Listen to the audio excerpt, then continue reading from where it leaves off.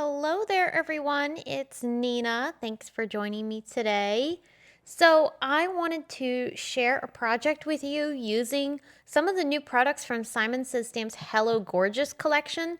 There are a lot of really beautiful floral themed products in this release, which I'm really excited about because I don't know about you, I've seen the crocuses starting to peep up out of the ground and the daffodils, and it's just making me itch for the spring and summer flowers. So one of the products in this release that I absolutely fell head over heels with was the Delicate Floral Mandala Cling. It's absolutely stunning. It's super detailed and it's perfect for coloring. So what I thought I would do today is create a no-line coloring project using colored pencils. We're going to do this onto some Neenah Desert Storm cardstock. It's a great paper for using with colored pencils. So I have the mandala cling over on the right there inside my MISTI tool. I am taking the insert out of the MISTI so that way I can stamp this with a cling stamp. I used embossing ink from Simon Says Stamp to stamp this down. Embossing ink makes a really nice dark impression onto colored cardstocks, so it's perfect for doing no-line coloring.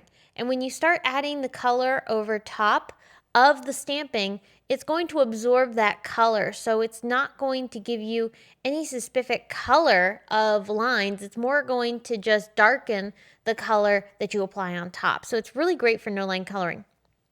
I'm using Prismacolor colored pencils to do the coloring for this image. It's very detailed and it did take quite a bit of time to put this together. So I am going to just kind of show you pieces of the coloring. So as you notice right now, I'm coloring the leaves. I colored all of the leaves in this mandala cling exactly the same way you're seeing me do right now. Two colored pencils, two different shades of green. I used the darkest one to add some shading, and then the lightest one is coloring the entire piece. So here we've made some progress. I have quite a few colored at this point, still many more to go, but it's very therapeutic to do this. I absolutely loved just picking out a few colors. I really honestly didn't use that many colors throughout this project, but because everything repeats and creating this beautiful mandala, it adds so much color and interest to this background. So it's a really great way to do a bit of coloring, relax, and enjoy the process and create something absolutely gorgeous. Moving on to some of the blues, I colored the little tulipy looking flowers in a few different shades, blue, yellow, and also pink. So I started with the blue first, and I have 3 different shades of blue here. If you've never colored with colored pencils in the manner that I'm using, you'll notice I'm shading things with the 2 darkest colors and then blending it out with the lightest pencils. The lightest pencils have a tendency to kind of smooth out those other colors that you've used previously, so the 2 darker colors. The lighter color really helps smooth it out and blend everything together. So I always wait to do the lightest color after I've added the shading with the darker colors, and that really helps clean everything up. And if you don't press hard when you're doing your coloring, you will be able to add additional layers over top of the pencil coloring you've already done. Don't press too hard because you will start to get a waxy buildup, but if you press lightly and just basically let the pencils glide over the surface, you'll be able to add additional layers until you get the look you're going for. So I did actually use an orange color for the yellow flowers to help really intensify the shading.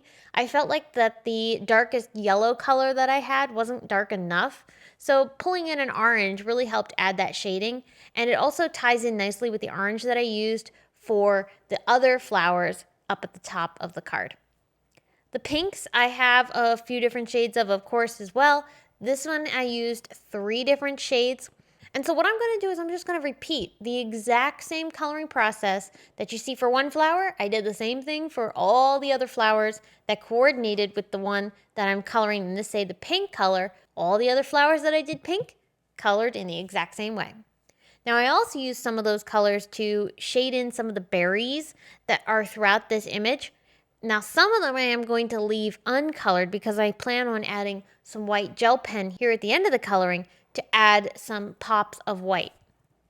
Purple really made a nice framing around the edges. Purple and orange were the colors I used on the outer sides. Those end up getting trimmed down just a little bit, so you're really not going to see a ton of them on the finished card. but it added just a really nice touch to the coloring. So basically, we almost have a rainbow here on this card. And all of the colors really paired nicely together, and we ended up with such beautiful effects. I love the repetitiveness of this and how it mirrors across the entire design. Absolutely stunning. And after I got all the coloring done, then I brought in my white gel pen and I added those dots across all the areas where I did not color in the berries with colored pencils. The white's going to add a really nice bit of contrast to this coloring, and it's also going to tie in the white card base that we're going to put underneath. So once I have all the coloring done, I did trim this down a little bit, and we're going to take the You Are On My Heart die set, and we're going to cut this into the center of our panel. I know when you cut your project that you've spent hours and hours and hours coloring, it's a little bit intimidating. Definitely an anxious moment. You want it to be perfect, but I think it's a really great way to add some cool effects if you do some inlay die cutting on a background like this. So that's what my plan is. I attached this panel onto some white cardstock. This is a white card base from Simon Says Stamp. And then I also die cut that sentiment from some cream cardstock. So it's a slightly warmer color than the card base, and it'll really add a nice warmth to the greeting. Then I'm going to fill in all of the negative areas around the sentiment. And all those negative areas that were left behind when we die cut the background, we're going to piece all those together. At this moment, you're probably thinking to yourself, well, Neenah, why couldn't I have just die cut a sentiment and put it on top? You totally could have. It would have been much simpler and definitely a little less time consuming. However, I think that the inlay die cutting makes this card stand out even more. I love a good inlay die cutting because it allows you to have those nice edging around the die cut sentiment, and it just absolutely looks beautiful. It's a totally different look than if you were to just put a sentiment on top. Not that that would have looked bad, but it was been a different look, and I wanted that inlay die cutting effect. So that's why I went the tedious route and did all that, but it looks absolutely fantastic. So now I'm just going to add one more little die cut greeting on top of the one I had nested inside of my card. That'll just give the greeting a little bit more dimension. And then I added a sentiment strip from one of the new Simon Says Stamp sentiment strip sets right on top that says, I love you so much. Finally, I brought in the Mini Hearts Party die set from Simon Says Stamp. It's actually an older die, but such a classic and something I reach for all the time. I die cut the hearts from some surf blue cardstock, and I just layered a couple of them up on top of the A in heart.